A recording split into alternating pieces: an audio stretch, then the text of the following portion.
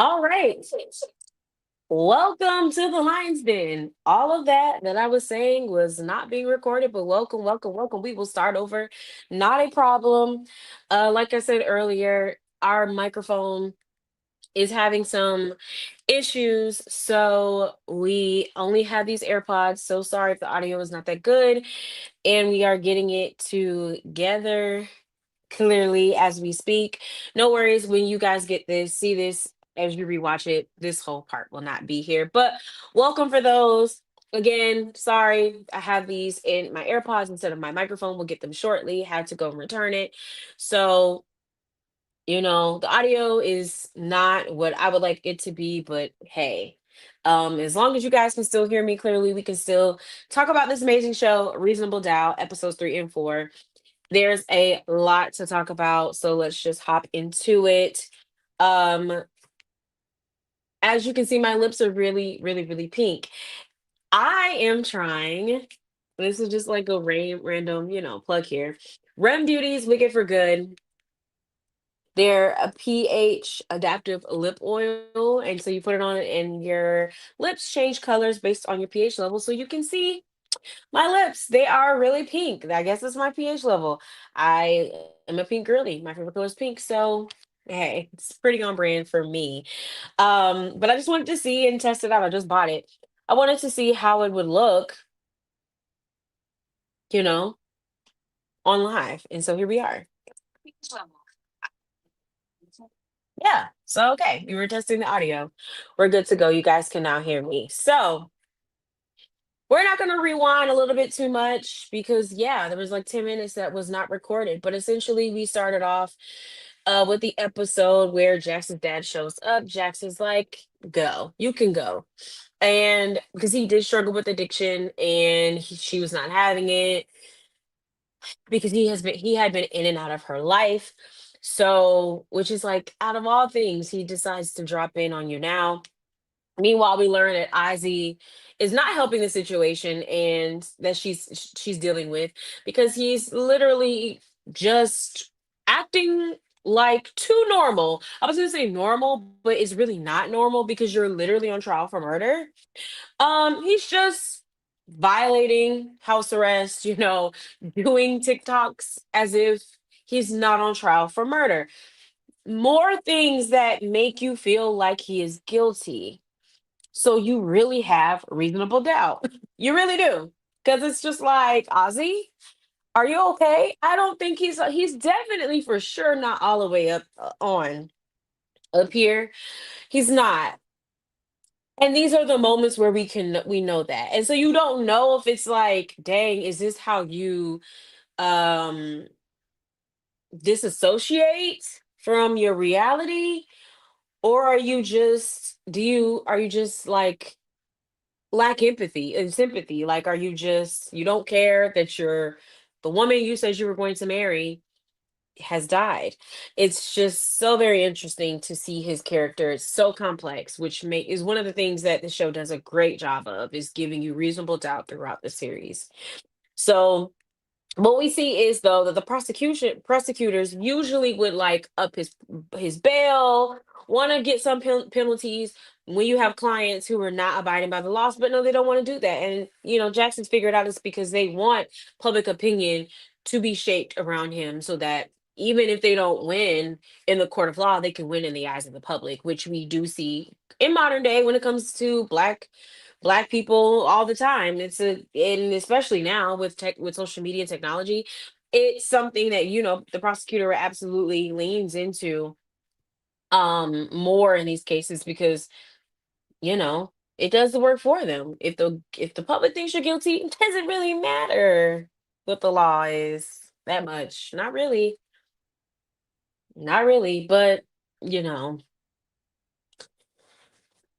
if for in their eyes it's a win-win. So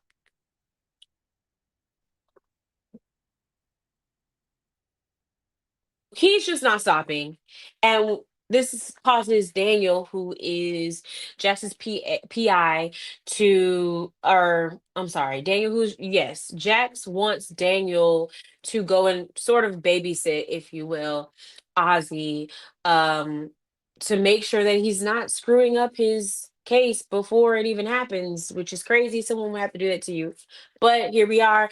And you have siblings and family members who are there watching you, and they're not doing a great job. So Daniel goes over there, the PI, and you can just ease like in these moments you can really with his family, it's so interesting to see the dynamic and how they view Ozzy. And so we got to see that through his sibling relationship with his sister. And she was laying it on thick with Daniel in a way that I knew, like, you're hiding something, sweetheart. Because she was just like, oh my God, he's perfect. He's amazing. He's been through a lot. She's laying it on thick. Like, you're trying to cover, like, everything's fine. I told you he's fine. I give him a little weed. He's okay. She's just selling it on like everything's perfect. And it's like, Miss Girl, it's literally not okay because I'm over here. I'm here babysitting because it's not okay. And you really want to sit here and play and act like it is? Come on now. Like, who are you fooling? So it was very clear that there was something fishy about that dynamic. But again, it kind of does give you a little bit more context on his background and a lot more context of his family, which has shaped to who he is. And we're learning that each episode as it continues to go on. Um, so moving on, Jax wants to find who else can we blame for the murder of Ozzy's ex-girlfriend. So who would have because with the gun, the reason why they were able to arrest him, we know, is because of the gun and the cabin. They had access to the cabin and the gun that was his. I believe she was murdered, found there. So they want to know who else could have possibly had access to that place, which is possible because he's a public figure. And so she wants to find it and pretty much find something about Ozzy that makes him a victim, that victimizes him instead of being a killer, make people feel sorry and sad for him. Uh and that's also why she has Daniel over there as well to get some information, listen, and do some searching and see what they can find to try to help in any capacity. Back at her job though, they again, she's been able to tell that the energy has been shifting at her job. So because and this is one example where the partners are asking Jax, can you do more check-ins around the case? Now, mind you, she's a partner. She's not a junior partner.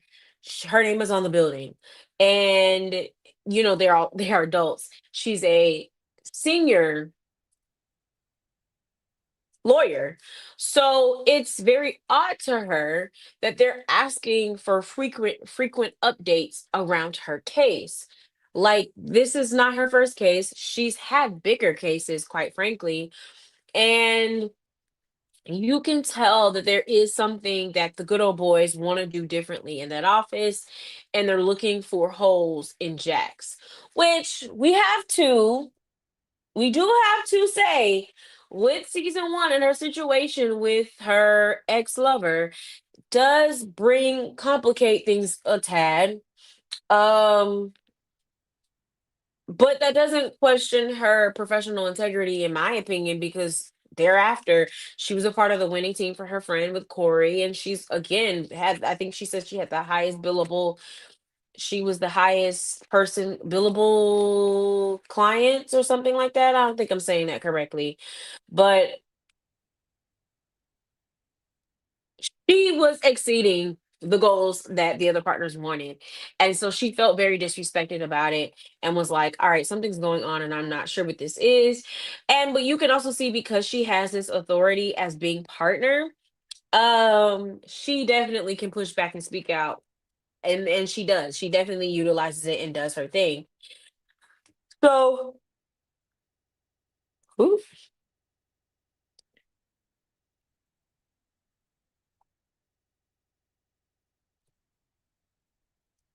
we I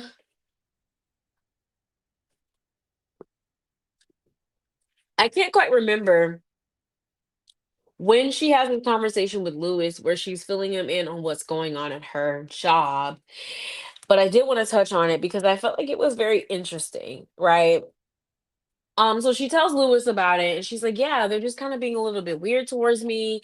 Like, I feel like everyone's questioning me and not really like being like I feel like I have to over explain myself what's going on." So Lewis goes, "Well, do you think it has anything to do with your dad coming back and that throwing you off and putting you on edge?" And so Jax goes, "No, excuse me, I just ate y'all." But she goes, "No, I don't think that's the case at all. I'm able to separate what's going on in my personal life from at work. And I'm telling you, when I go here, they're questioning me and they're treating me very differently." So Lewis goes, "Okay, well, if you feel like that's what they're doing, then they're absolutely doing that." And, I think he pretty much just gives her a pep talk or whatever. And I just found this scene very interesting because although I appreciate once she communicates how she's feeling, he doesn't continue to not believe her. He just says, "Okay, yes, now I believe you." It still kind of was like, because do you not think a woman is capable of separating what's going on from her personal life to what's going on at her job? And why was your first question like, well, in what way? What did they do? So that you could actually hear her express why she feels like she's being treated differently. And that answer would have told you that it has nothing to do with her dad, like at all. Nothing to do with him. And that there are actual things that they are ask questions that they're asking her, you know, if she says something in a meeting, they are pushing, like always having to go back and forth and argue with her.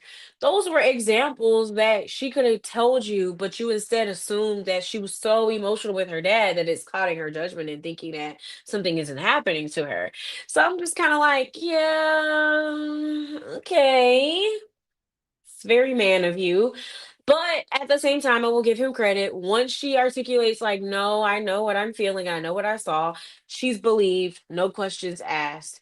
And he supports her. So there is a level of growth there for sure in their relationship, and her being heard and seen and validated in her feelings and what's going on, and even actually talking about what's going on, because I think in season one, I don't think that really happened as much, if I recall. Like, so that's actually very new that they're actually opening up and talking about what's bothering them, because I don't think that really happened as a healthy way as it should have in season one. So we jump over to their daughter, who Nama, Naeem is Naeem. Who we really don't see, which I kind of like love, because I feel like it's so like millennial parents, if you will, because it's just like, "Oh yeah, we do have kids." I don't know, but she's hanging out with these group of white girls, and they want to go shopping or whatever, and but for some reason they want to dare her to steal a purse, and this is why. Do I have to finish the sentence? This is why you should have diverse friends and never find yourself alone. Never alone. Because what? Now, why you gonna make me the only black person want to steal? So you trying to set me up? Yeah, and that's what happened. I mean, she got arrested clearly, and her parents had to come and pick her up. So they was mad. I mean, it was 38 hot, and rightfully so, because I just don't understand. Like, how did you think? And why? Your mom's a freaking lawyer. Your dad is a video game like business owner. Or he doesn't own it, I'm sorry, but he's like a video game tech. You don't literally need to steal a purse. There's literally no reason for you to do that. You could have literally said, "Baby, I got it. I got a card. Like, I got this." Why would you steal? Just it's crazy. It's actually insane for her to have done that.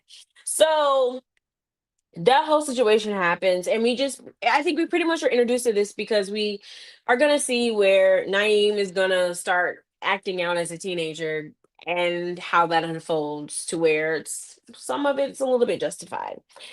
So we go back to the house where Ozzy and Daniel are there, and Daniel's sister's doing a great job of distracting Daniel here because they're just talking and they're getting really close and really flirtatious, and out of the blue they go to check on Ozzy and he's on the floor pretty much having an overdose.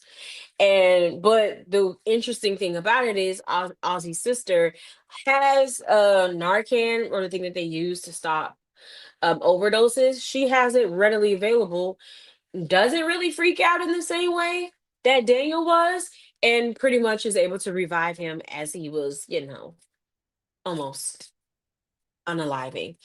So this is when Daniel finds out what's really going on and why she was so charmed and why she was, putting on this front about Ozzy and what was going on was because she was giving that man some drugs. But she thought because she was the person that was giving him drugs and was I guess monitoring it and if making sure that it was clean, that it was a safe space for him, and at least she knew that um she was justifying enabling his behavior because she was like, he needs it, just a very word way of what you don't need in these situations where you don't have people that genuinely have your back, right? Like, I'm gonna give you what you want, but because I'm monitoring it, or I'm the one doing it because I love you, like it's still helping you. And it's like, no, drugs are bad. Say no. What did Dare say? Yeah, doesn't matter. Crack is whack. Uh, she does, but I think he did. I think he does meth. I don't know what he does. You think he does? I don't know what he does. We're not going to even speculate. But just say no, and no should be the answer because what happens when that doesn't work? And he did overdose. Can you use that same logic? Oh, well, I was giving it to him carefully and intentionally. I think that's how that works, but there you have it. So Daniel, of course, is gonna fill in Jax on this update because yeah, this can ruin their entire case completely because if he's not competent in court and you don't, and then also like now you have to find a reason why, because that can easily be villainized that this man is a drug addict. So of course Jackson's gonna have to get creative here. At dinner, Jackson's having she's having dinner with her mom, and Eddie shows up. Surprise! He's good at those.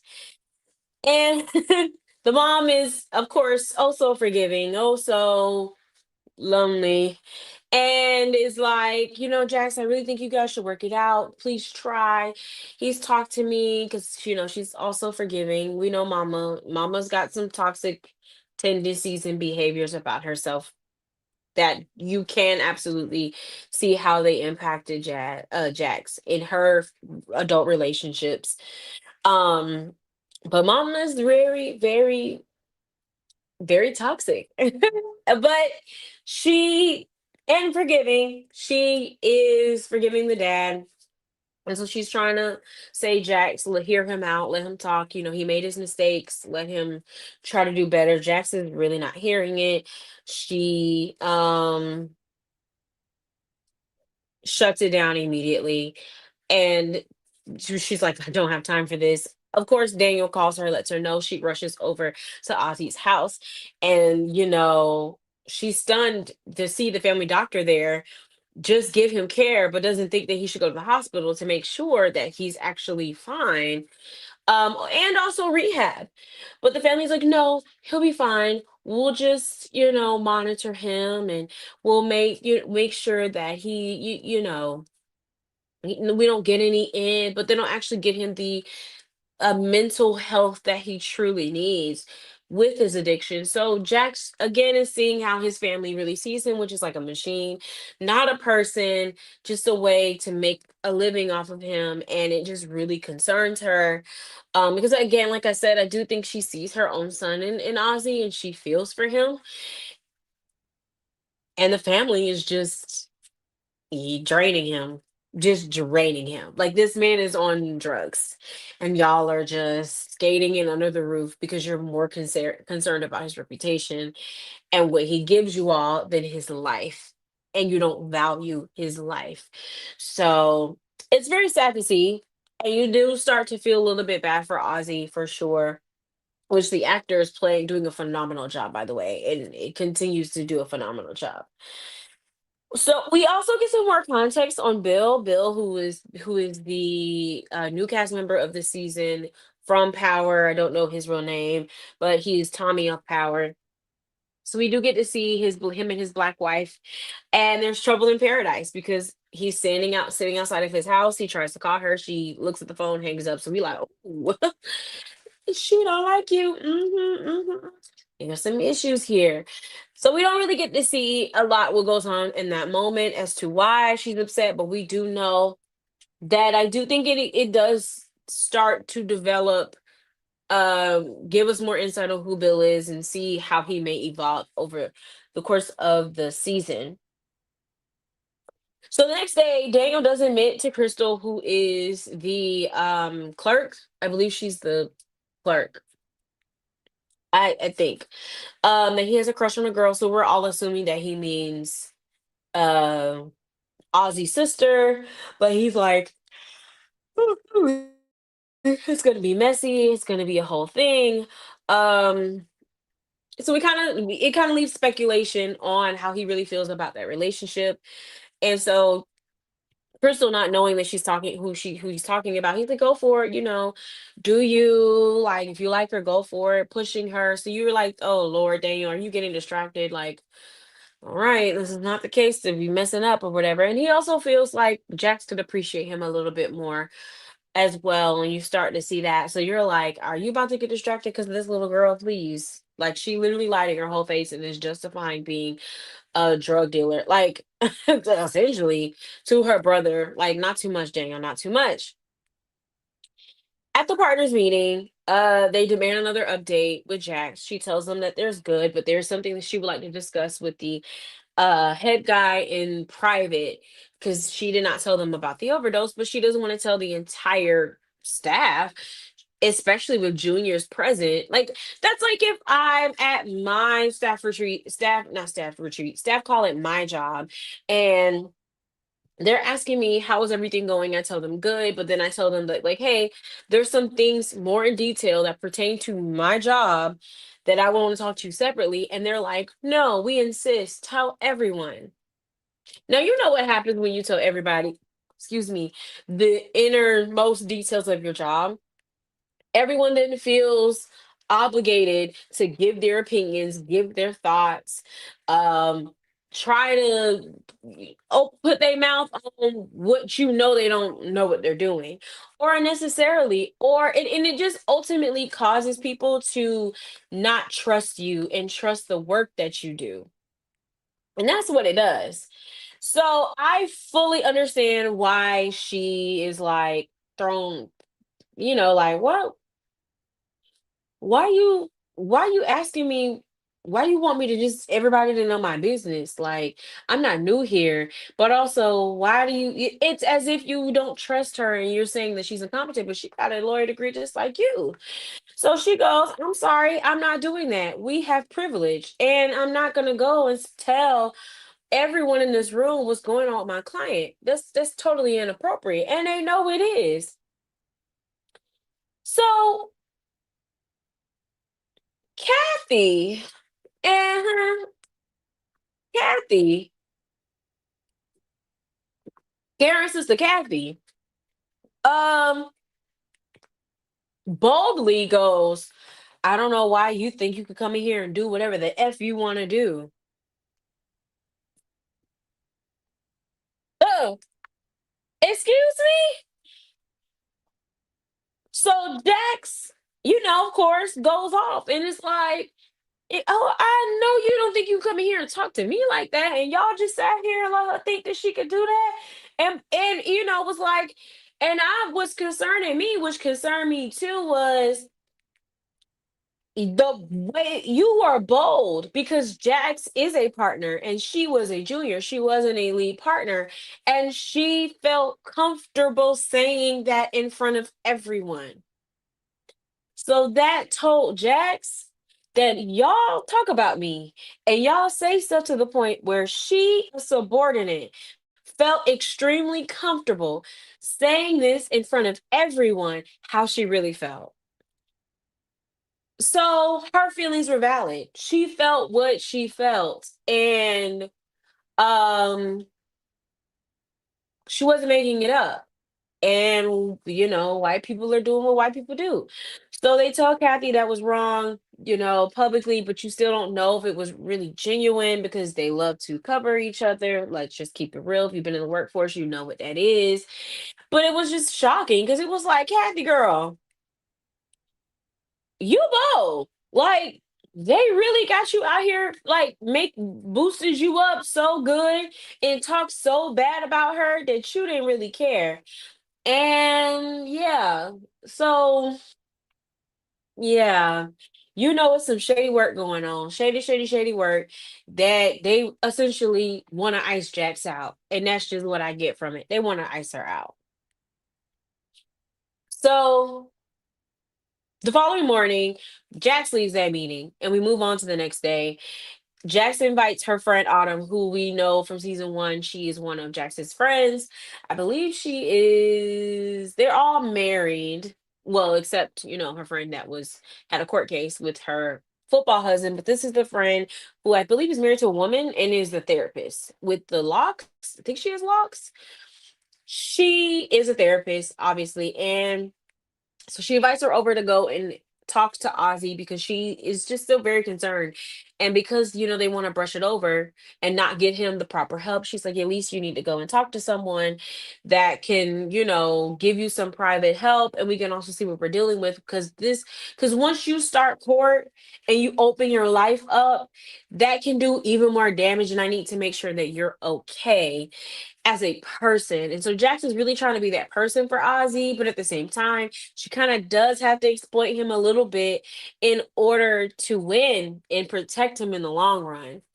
And do what's best for him in the long run, which is kind of what his family in their own twisted way thinks they're doing. So, we'll hopefully that's going to be very interesting to see how that rolls. But during this therapy session, again, we definitely get some complex feelings about Ozzy and who he is because he tried to run game on a therapist. And one thing about it, Autumn don't play the radio. She don't play the game. She's clocking your tea. And she was reading, like, she knew, okay, you trying to blow smoke. You trying to play with me, and I'm not the one or the two to play with. And it was beautiful to watch because she was not letting him have it because he tried to all use these different defense mechanisms to really not be vulnerable and to not open up about his experience and not really truly get help, that it almost seemed like when he shared real information it felt uh it didn't feel real. Like I didn't at first. I was kind of like, because at first he's, trying to do the charm, trying to, yeah, I'm fine. Everything's cool. I mean, I just did it. You know what it is. So of course, the more you start talking, if you got trauma, that trauma gonna start coming out. Whether you like it or not, you gonna start telling on yourself. So when she starts to see that, like, okay, no, some holes here, he tries to charm her. Oh, because she says, oh, I really because she pretty much was like, let me just kill this because you think I'm a fan, you think I know you. Let's just go ahead and kill it. I don't know who you are. I've never watched something the day of your life, like a day of my life. I don't know. And he was like, oh, well, tell me what you're interested in then. Like he tried to flirt. You are so barking up the wrong tree, one. And two, can you be more obvious? Like it was so obvious. And it was just like, the fact that you think this actually works. It's not because I can't say you think it works because it clearly does work. And I was like, oh, okay, he's really used to playing a character. Like even in himself, he don't know how to really be himself. He can't be vulnerable. He can't just be who he is. He got to put on a show. And she caught it immediately, and she was like, "You are not about to do that to me. So let's get into this because you clearly, I mean, you almost overdose. We're not finna sit here and play games, and then you're about to be uh on trial for murder. We don't have time to play games." And she got him together, and he then started to open up, and then he goes and reveals that he was essayed as a child by someone on his set. But the way that he brought it up again is like, is he really disassociate so much? Which honestly, his story is pretty common with a lot of men, quite frankly, who don't really understand that they are victims and don't really understand that like your introduction into your sexuality should never be is often done in a very manipulative essay way where you are taken advantage of. There's rare that men have a experience that is safe, um, and of love, or just, you'll be surprised. You'll be surprised. And so I think it was good to show how like common it really is and what it looks like for men, because this is, I think, a clear example. And I've heard, at least in a lot of interviews in real life, where a lot of men in entertainment like have very similar stories. Like, and it's they don't see it as it being toxic and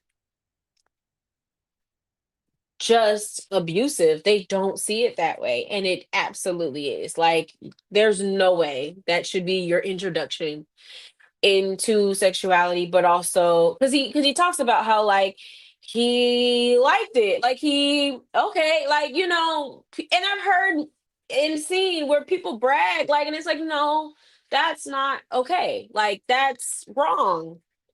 And it's not expressed that it's wrong, especially with men. So I thought the scene was very interesting to really deep dive um this perspective and really show it, especially from an entertainment lens, um or a kid in Hollywood, how they have just suppressed trauma and how like their mind, like how early he probably was disassociating, and you don't really realize it until you get the necessary help that you need, but you usually don't because people just want to are constantly taking advantage of you. So I thought this was very interesting, definitely very relatable to what we see in today's society with toxic masculinity and how people view sex and your sexuality and men's sexuality and their start to it and their journey and how it's often tainted. So I thought this was really good, giving us more complex, more background into Ozzy and who he was. And so this was one of those moments you actually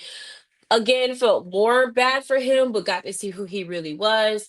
And so Autumn's what she told, Jax in reflection is pretty much like he's fragile and he's in a complicated state. And she was like, but what's so interesting is in this moment, he still tried to charm me.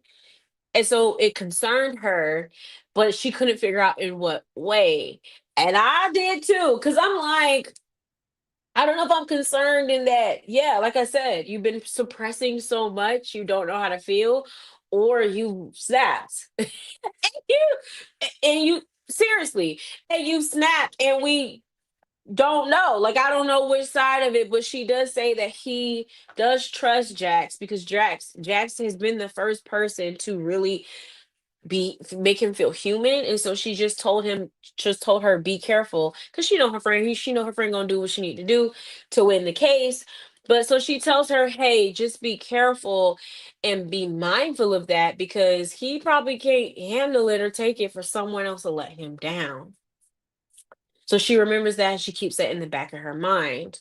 Now, fast forwarding, because we're trying to get through this episode because there's a lot that has happened. Lewis and I don't forgot how to mispronounce the child name, Jesus. Naeem. Thank you. Lewis and Naeem are at home sitting and talking. He just wants to check in again and be like, why did you do this? Like, what was going on in your head to make you think that this was okay for you to steal? Like, you literally have money.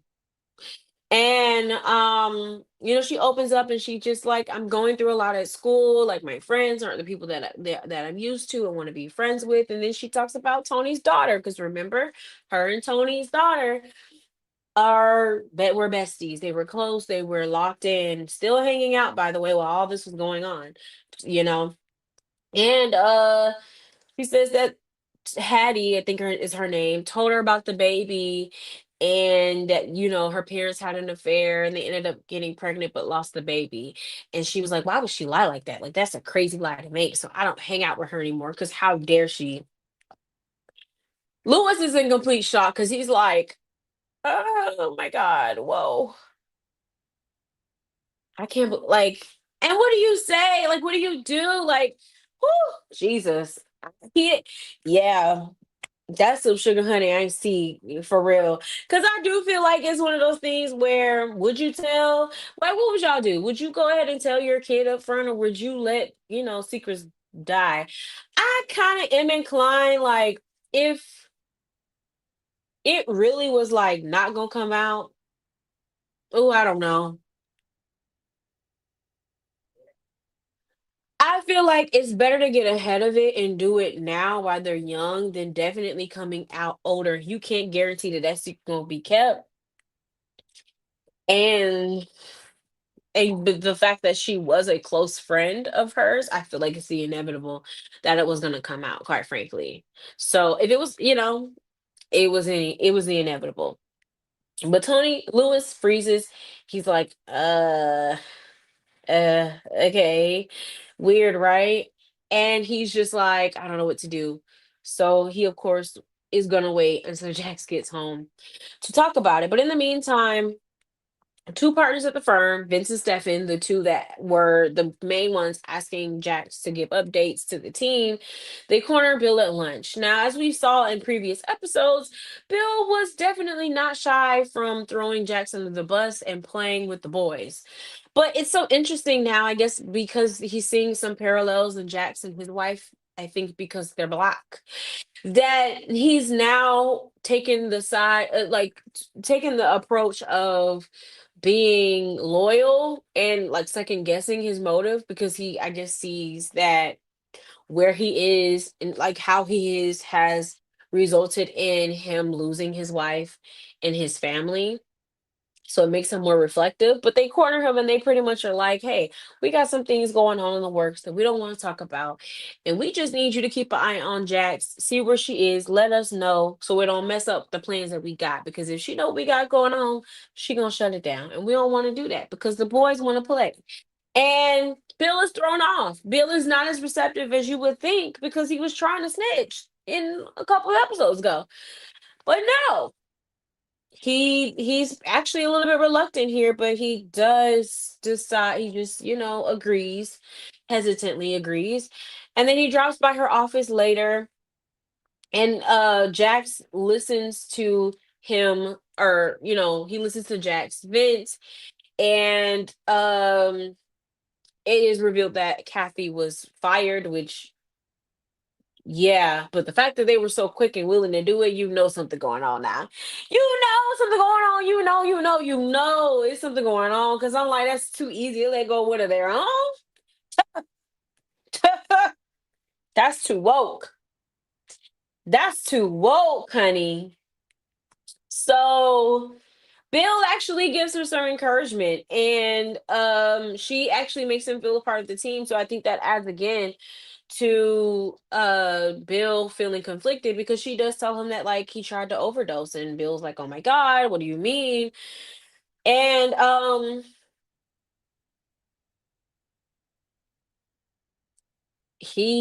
will see what he does with that information. We really truly don't know what side he's going to choose, if he's going to be loyal.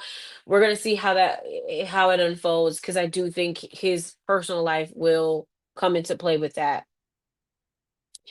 Later that evening, Jax does agree to have dinner with Eddie because, her mom pushed for it and senses that he's hiding something. But she says, listen, you want to try to come back in my life, you can.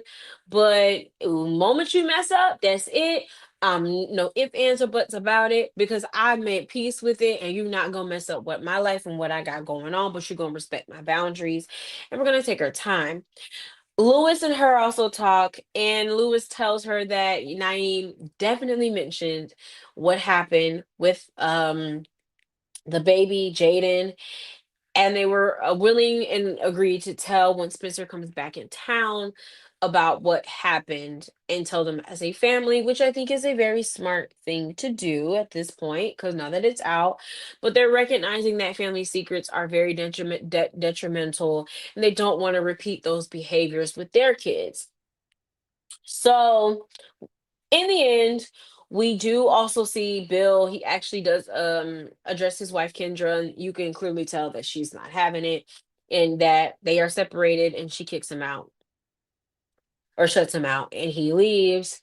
Um while Jax is reflecting and talking about things, she starts to think about the case a little bit more. And what's interesting is we find out, of course, that the sister was the one who gave him drugs this night. So she's like, wait a minute, if who gave him drugs the night of the murder?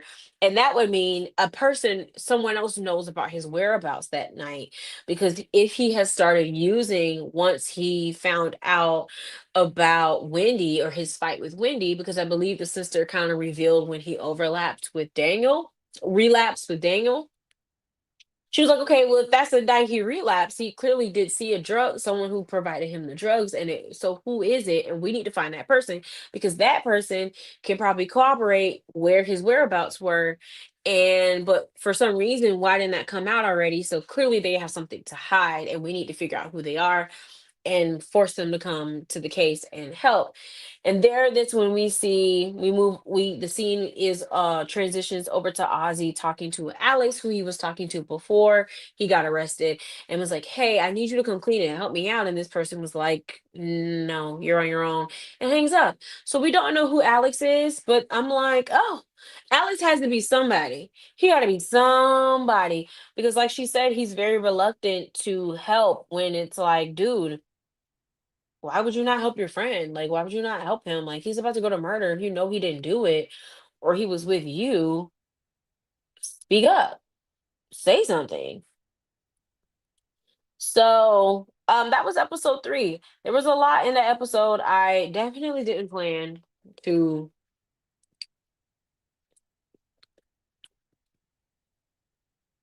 talk about for long, but woo! Tell me your thoughts on episode 3. What do you guys think Bill is gonna go from here? I think he's gonna have a very interesting character growth for sure. And Ozzy just keeps surprising us. It's really, really interesting, and I hate it because I really want to know. Excuse me. I really want to know, like, did you do it or not? I need to know. I really need to know. So, moving on to episode 4, and we're gonna really try to breathe, hit the high points with episode 4. I don't believe it's too much going on. But of course, it begins where Jax and Daniel are on the case about who was the supplier the night of the murder. Kristen says it was not her that night, but she was worried because people can lace your drugs, and he would infect with fentanyl. So that's when she started to take over and provide them herself because at least she knew, I guess, where she could get them that they were clean.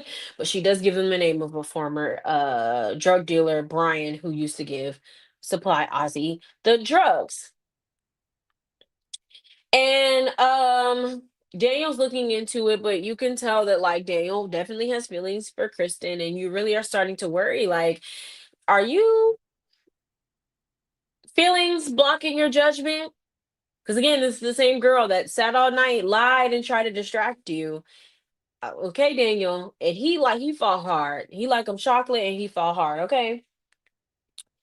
So meanwhile, we have excuse me, the water, y'all. Woo.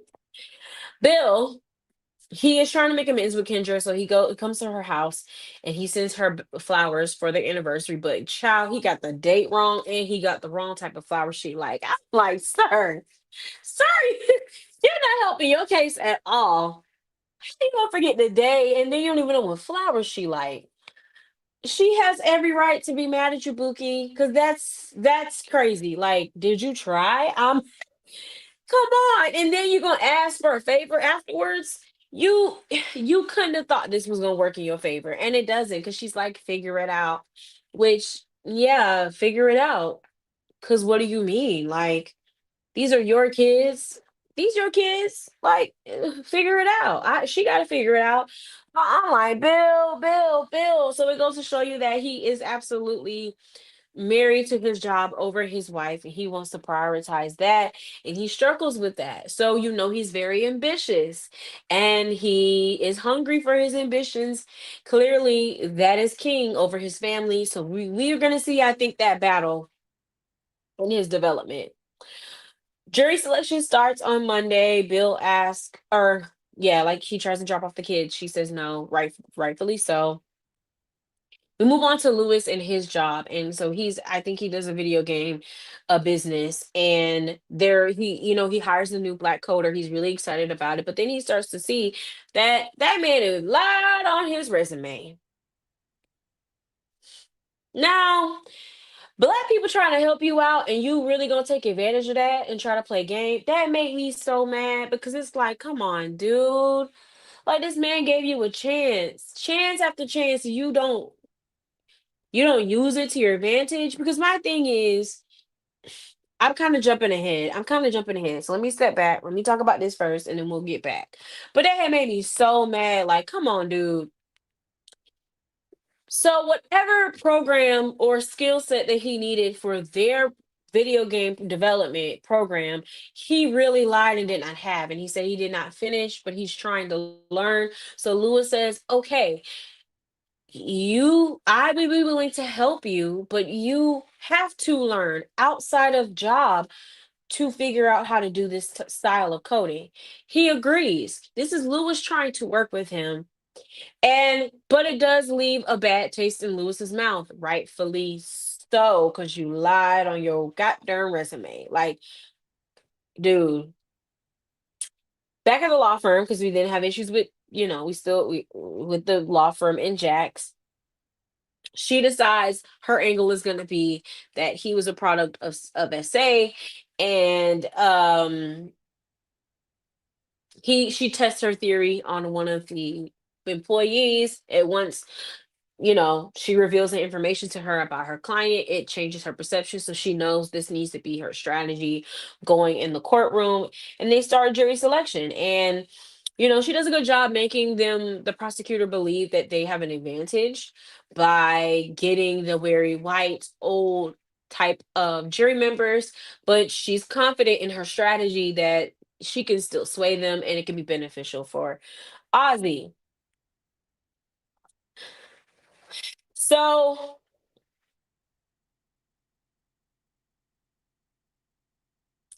her case is going to be that when they're going to show that Ozzy, after his fight with Wendy, because whatever had happened, that's when he relapsed, and he did not have anything to do with the murder. He's just a victim. And that's their plan. And they want to blame it on whatever had been going on in that area. So, hmm,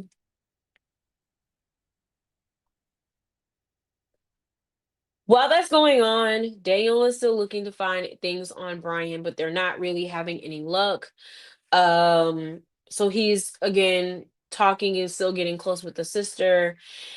And while that happens, Jax is at home with her husband and Lewis, and they, do what married folks do. Naeem comes home very angry, very upset, slamming the door, locking the door. So they like, hold on, what's going on? What's going on? Why you acting like that? Like, you need to calm down coming in here acting like this. Spencer is finally home from his school. It's been 2 weeks. So they finally say, hey, why are you upset? Why are you mad?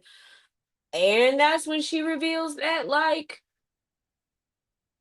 she knows what happened between she talks to her ex-best friend, and her ex-best friend told her that's what happened. She overheard her mom's talking on the phone.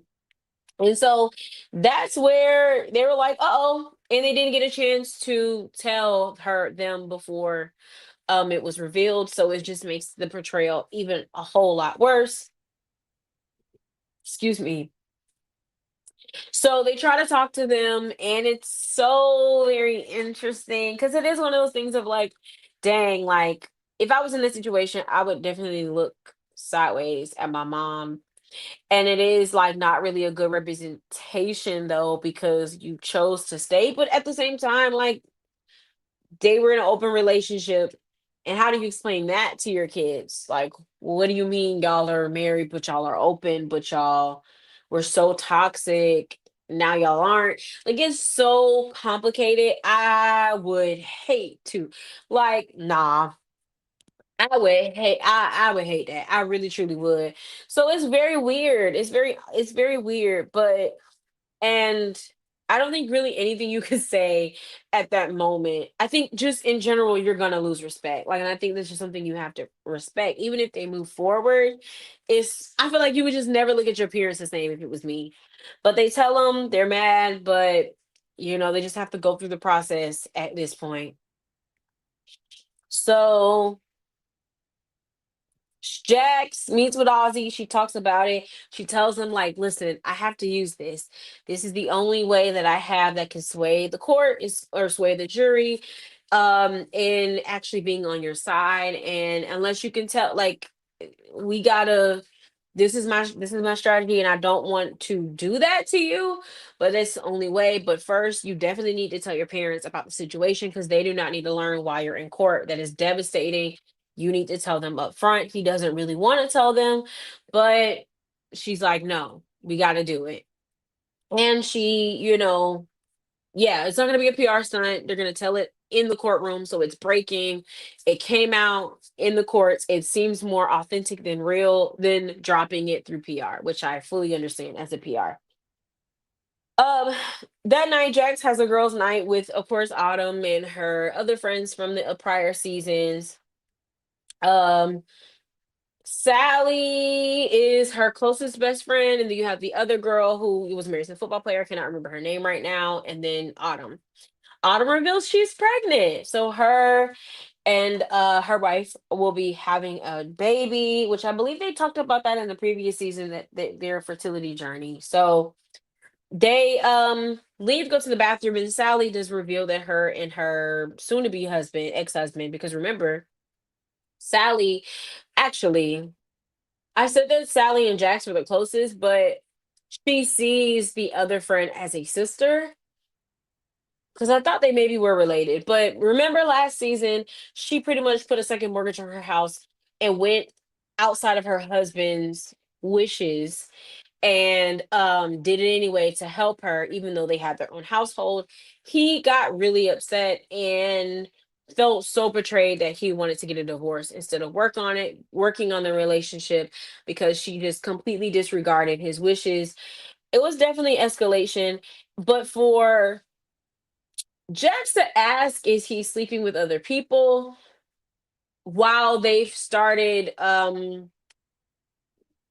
messing around, going through their divorce was very interesting to me because I'm like, what's going on here? This is this is interesting. Like that's the first thing you ask? Hmm. Hmm. So I'm interested to see where that goes because Sally gets very defensive here. And I don't know if they're playing or they're just coming at each other like in a very nice, nasty way. I think that was because they were so harsh, you have to be telling the truth. Like you have to be, because you don't just say that if you don't mean it. But that's a very interesting that we just grazed through. So I'm hoping we come back to that because I really want to know. And I did like Sally and Chris together, and I really hated that he was just so like, I want a divorce. It was like, dang. But there's some drama there that I'm pretty sure we're gonna unpack. Um,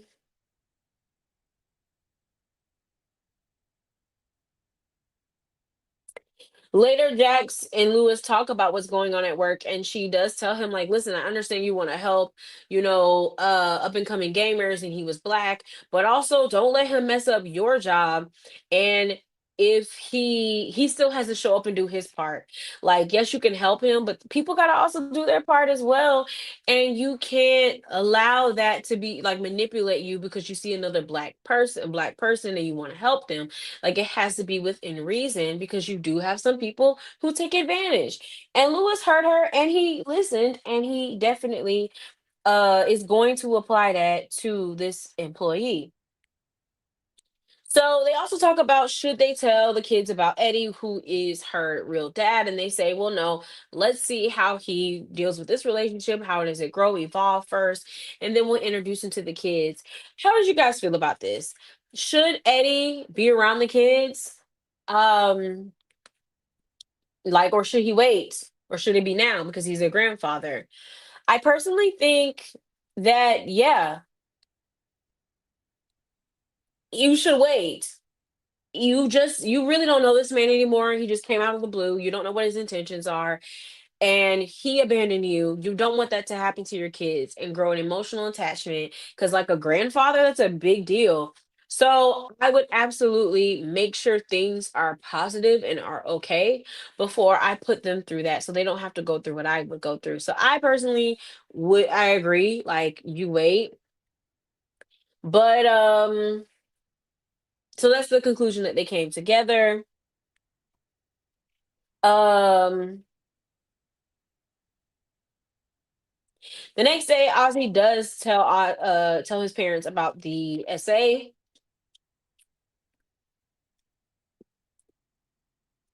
He's refusing to say who it is, which is really sad that at his age, he still feels like he has to protect that individual, and that's very heartbreaking. And Jax, begs the family to just respect his wishes for once, give him what he wants, like as a person, because this is about to get a whole lot harder, and we don't need to make it worse. At this point, um, just be there for him in the way that he needs you to be. And they do finally listen. And it was a good moment because I think in that moment you did see, especially from his mom, realize like I would hope that her eyes open and realize like, oh my God, we really could be like we're not treating him like a person. We're not seeing him and where he is now and the issues that he's had is because we abandoned him. Like we really didn't take care of him. Not blaming them in the SA situation, but just in how they treat him and how he's carrying the trauma because he's dealing with addiction. So I'm happy that they didn't push because I really just thought like they would, but they actually respected it. And it was a really nice bonding moment. So, hopefully that this makes amends, but I hope it's not too late given the situation, child. Because I'm still side eyeing it. I am. I just don't know. I just don't know. Mm-mm. So Jax and Lewis are out. I don't remember where. They're not home. So Mama Lou is watching the kids, and while she's watching the kids, knock, knock, knock. Eddie shows up unannounced.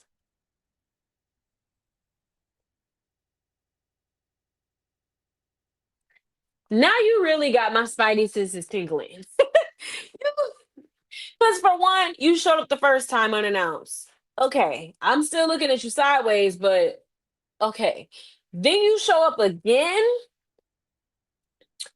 and um very malicious. Like he was being very like malicious because Mama Lou, you talked to Mama Lou, she told you she was watching the kids. So you showed up to their house, didn't have a conversation with your daughter about what does your relationship look like with your grandkids, and you came and you helped her yourself to her kids. That is so disrespectful. And that tells you that there's something about Eddie's intentions that are not pure because he's not moving in a considerate or pure way. because you're trying to bombard yourself in her life in space without being considerate, which tells me that you really don't care. And that behavior you have to be mindful about. And I see why, moving ahead a little bit, why Lewis is a little bit concerned because, yeah, that's so disrespectful. Like, you didn't think you need to have a conversation with your daughter first or work on that and take time to grow it. No, you just ambush your way in with the kids because you know it ain't gonna take much but a couple of dollars and a good TikTok dance, and y'all all right. That's what kids do. So you just go and do that and bypass the process? No, mm-mm. He ain't right. He is not right. And I would have been livid personally. Absolutely livid. So he comes home, he comes in, they're like, "Who are you?" They're of course hesitant because they heard their mom's side of the story and they're like, you're not a good person. Why are you here?" And like, the youngest one becomes comfortable, then the oldest one becomes comfortable because he gives them money. And he pretty much, in a way, bribed them to get spill family information like he's a part of the goddamn family. I'm like, nah, something is not right with that something is not right with him. Why are you here? You want something. You want something. Is it her money? Is it you need a new body part? What is it? It's something not right. It's not. So, um, I believe Lewis was at work and Jax may have been with Ozzy, and that was why. Or at dinner. I don't know. But at Lewis's work, that the black employee that he hired continues to be a menace, and there was, I believe, some deadline that he missed because he could not do the job. So Lewis is like, all right, I'm not, we can't keep doing this. So he talks to his boss and is like, hey, we're gonna have to let him go. Oh, because they found out that he has a non-competing clause and he didn't disclose that in the interview. So they're like, yeah, we gotta let you go. So before he could do that, he was like, oh, did you, pretty much very passive aggressively lets him know that Lewis told him to do a job or work without pay. And so then it ends up getting Lewis in trouble because um the guy was more worried about showing face than about protecting his employee. So I'm like, this is very ironic, just from a supervisor perspective.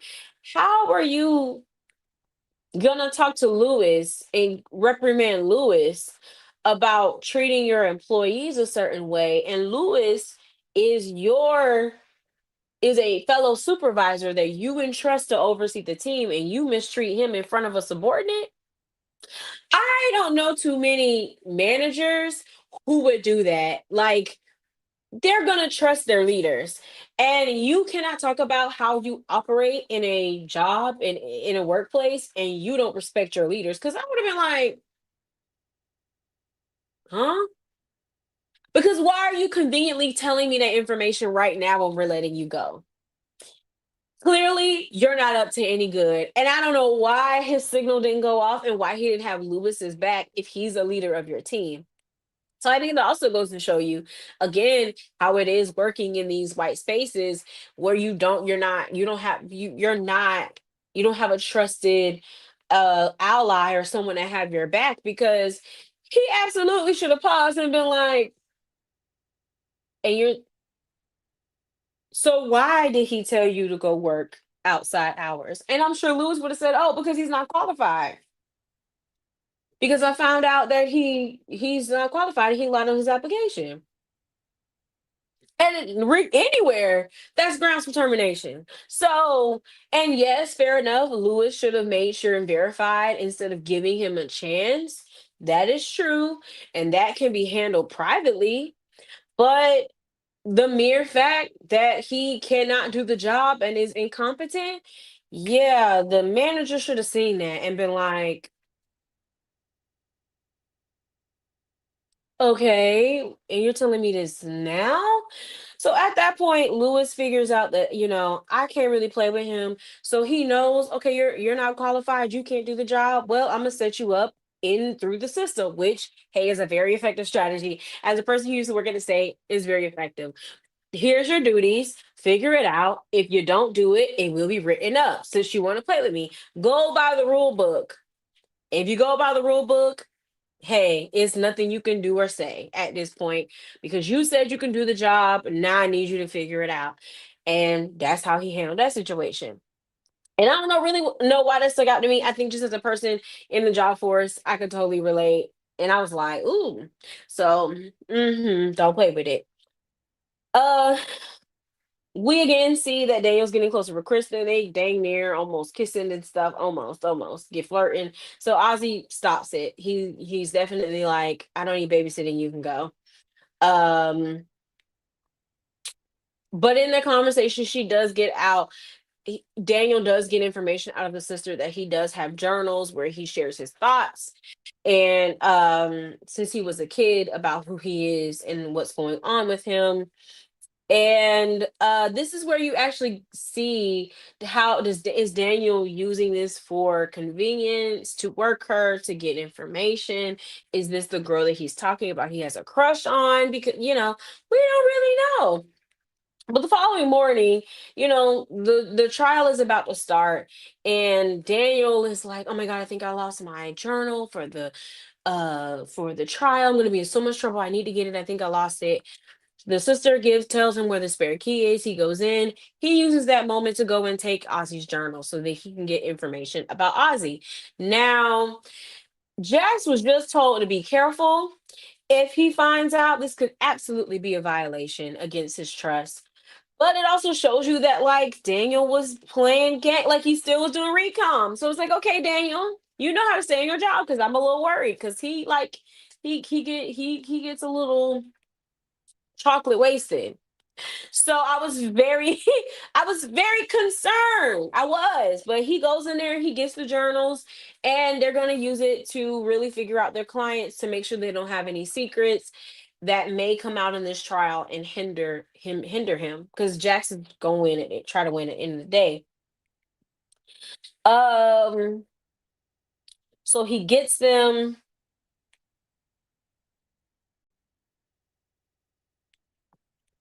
and we move on to after dinner. Lewis updates Jax about Sam.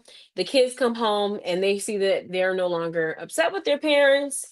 And that they mentioned that, like, yeah, Eddie came over and helped. Because, mind you, Mama Lou, when they came home, she did not mention it at all that Eddie had came over, even though Jax had finally had told her, like, hey, I want there to be a pause, like, before he meets the kids. Let's just wait until and give put some time on it. Mama Lou already violated that boundary by having him over and stay over. Now, yes, she didn't know, but I'm sorry. Nobody should have to tell you. You just came out of the blue. No, you're not gonna have easy access to our lives like this. But we know Mama Lou. Mama Lou has a hard time with boundaries. She doesn't have boundaries. So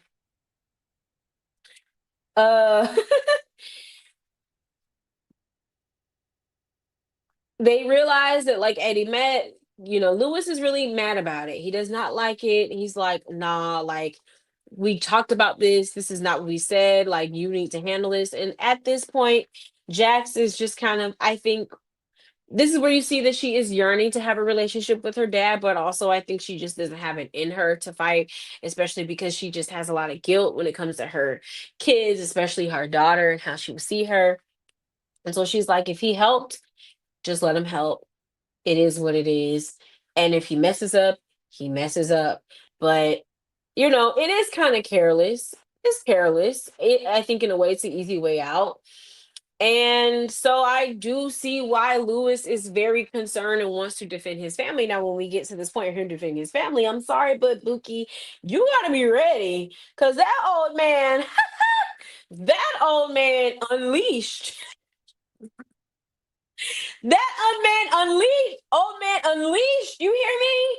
I was like, oh my God. Whoa. So to me, the way that he was going off and the way and attitude that he had taunting Lewis and the way he was acting, I was like, oh, there is no way you are here on good intentions, because that's not even remotely how you should be. And now, granted, Lewis was like, "Hey, stay away from my family." He did come aggressive, but it was like, "Dang, Eddie, you really like don't care." And it's like, this is your daughter's wife, like husband. You're not even going to try to reconcile, try to see where Lewis is coming from. You just go straight, like, I'm cut your throat, like. It was crazy. So you're like, okay, he's got some things up his sleeve. He knows exactly what he's doing and how he is inserting himself in the family. Him coming to see the kids was very intentional, very much by design. And yeah, Lewis's gut and is alert is absolutely valid. But it also kind of made me like reflect on the characters, and I'm just like, in a way, are they? And you may disagree with me. Hot take here. Do you think in some ways they may be alike? Maybe not this Lewis, right? Because again, both Jax and Lewis were extremely toxic season one. So we know that that definitely shaped how Lewis was, how Jax would pick men, and how her relationship would be with Lewis. And Lewis loved her, but he also very much wanted to make her hurt. He was very vindictive, very, um he was a certain type, and she kind of leaned towards those type of men. Do you think that like it's kind of like past meets future, if that makes sense? Go with me, follow me a little bit. Where Jax, like, where okay, Lewis is now trying to be a better person for Jax, and he knows that like he sees this toxic behavior trying to come into their lives, and he's trying to not allow it, where it's not no longer him, right? But it's like now your dad is back, maybe doing some similar behaviors that I used to do in season one. And I now want to protect my, which I think in general he wants to protect his family. But it was just interesting because I'm kind of like, y'all both in a way kind of failed her. At some point you did. She's still paying for you all's mistakes. And now y'all are both shouting at each other like, stay away. No, you stay away. Like, I don't know. It kind of felt like a little similarities. And I could be reaching, I could be reaching, I could be doing too much, but that's just my take. Hot take. I don't know. I don't know. Let me know what y'all think in the comments. I'm just honestly kind of rambling at this point. But anyway, um Jazz does get, or Daniel and Jazz do get a hand on Ozzy's journal, and this is where it is revealed who was the person that essayed Ozzy. This is where things get interesting. So we've seen a lady who was acting, I believe she was his mm, mm-mm, not manager. Oh, hold on. Agent. Be there when the family's talking to the lawyer, be at the house. We've seen a lady, she's a lady from what's her name? Oh wow, the name has left me. Um she is from the show P Valley. We've seen this lady. She thought, she's been an agent. She's been around the family. You haven't really thought anything of her. Well, it is revealed that in his journal, the lady that had been essaying him since the age of 13 is her, and her name is Monica. So we get to a scene where, excuse me, in his journal, he talks about how and when he got to know Wendy, he was really trying to separate himself, and stop their relationship, but she would always push, and was one of the main people that would honestly keep him addicted to drugs. And so when Wendy, was there, it motivated him to not want to do those things with that lady, but also not be a part of drugs. Eh, But she always really wouldn't take no for an answer. So it shows where this scene where Monica is essentially again seducing Ozzy and providing him with drugs, pretty much trapping him and abusing him in that way. And it was like, okay, wow, wow, wow, wow, wow, wow, wow, wow. And it's just interesting to also see it from like happening to a guy as well, and how does that work, and it was like, okay, but it also posed the question, well, did she have something to do with Wendy? Because she would have access to his stuff. So now it gives Jack some wiggle room to build and create a case if she can't find the person who supplied him drugs that night. If you can find someone else who may have a motive, now you can pin it on somebody. And so this does help Jackson's case, but it's also very sad for Oz, and you feel for him because it's like, oh my God, this boy don't have no, I mean, poor boy, like he don't stand a chance. Like he needs some serious help. He needs, and so so it does pose a question that there is probably a lot of disassociating that he does, that he probably is so numb to everything going on. Like if he doesn't get proper help, like he's gonna be in real trouble. So we end with that happening and that big reveal. So, it's gonna be very interesting to see how this unfolds, where this goes. The new episode should already be out, but we'll be back recapping both of those episodes together. These are getting really long. Jesus Christ, there's so much. But we'll be back at recapping those episodes probably next week. It's homecoming week, so I'm gonna be recording nothing else this week. But we'll be back next week to talk about the next two episodes 5 and 6. I think the end is coming near. Woo! Y'all, it's so good. It's so good. But what were you guys' overall thoughts of these episodes? How would you rate them? I honestly, I think I'm gonna have to give episode 3 for sure a. They're probably both eights. Yeah. 10, not like amazing. They're both like 8.5. Maybe I'll give it a 9. At least maybe this episode a 9. Like the roller coasters that it takes you is absolutely amazing. But we'll be picking it back up next week on what happens and how the story unfolds. Let me know in the comments, how did you guys feel? Also, make sure to like, comment, and subscribe to the YouTube channel. Y'all, I promise the audio is going to get better. We're working on it. But please, please, this is a part of the growing pains.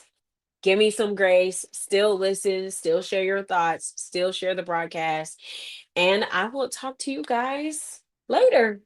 Have a good night.